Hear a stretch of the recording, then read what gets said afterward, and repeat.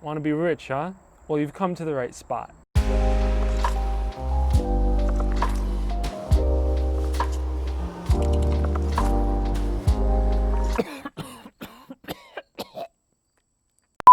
Today we're going to be talking about the book Rich Dad, Poor Dad by Robert Kiyosaki. This book contains the top lessons that Robert learned while studying what the wealthy do with their money.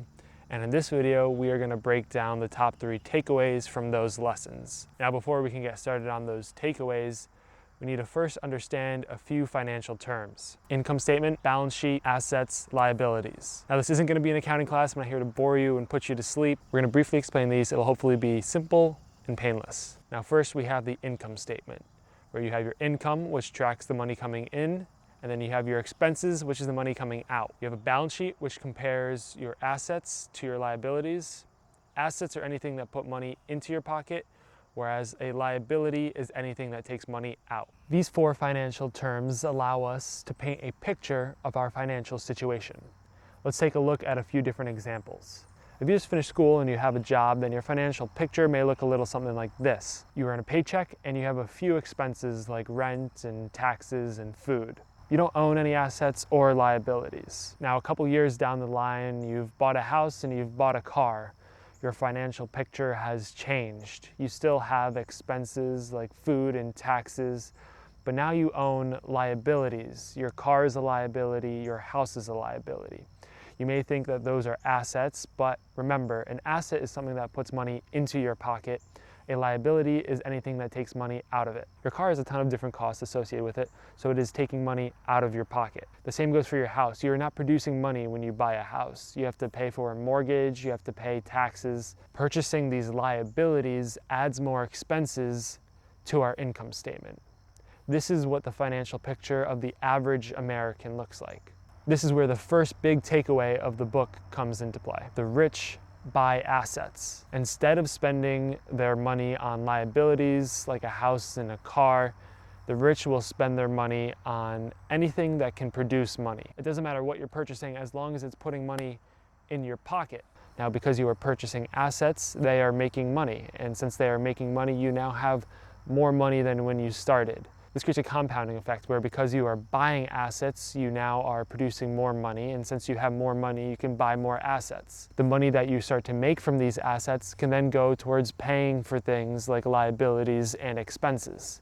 Takeaway number 2, the rich invent money. At one point in the book, Robert tells a story about how he was going out for a jog and he saw a house that was for sale, and it had been for sale for over a year. Now, Robert went up to the owner and he struck up a conversation. Long story short, Robert was able to purchase the house for much cheaper than the house was listed for because the owner just wanted to sell the house and get done with it. A year later, Robert turned around and sold the house for more than the original asking price and was able to essentially create money. Robert recognized and took the opportunity to purchase this asset. The same goes for stories like Jeff Bezos and Bill Gates. At the beginning, Microsoft and Amazon were basically nothing, but because they were able to put their plan to action, they were able to create money. To further illustrate this point, I'd like to tell a story. When I was around the age of 6, I had this gumball machine, and one day my family had a tag sale, and I had the brilliant idea to set up a little stand where people could use a quarter and buy a gumball. Maybe you've done the same when you were little with a lemonade stand. I ended up making like $1.25, certainly nothing like Amazon or Microsoft, but that's exactly the point. You don't need to start a $1 trillion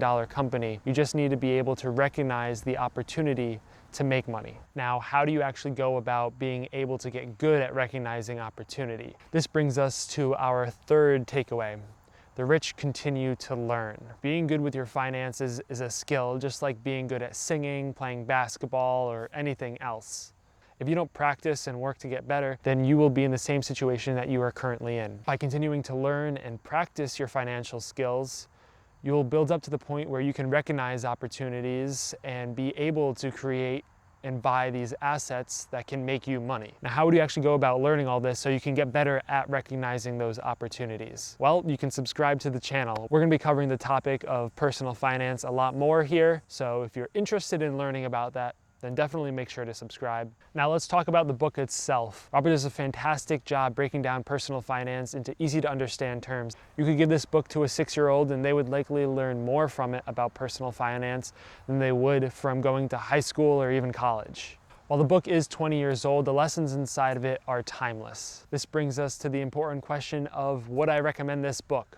Absolutely. If you're interested in personal finance, then you're guaranteed to learn something from this book. Even if you're not interested in personal finance, if you do read the book, you will probably be more interested in personal finance by the end of it. If you decide that you want to read the book and you want to buy it, I have a link in the description where you can go to get the book. Using that link will help my channel. Thanks for learning with me, and I'll catch you next time.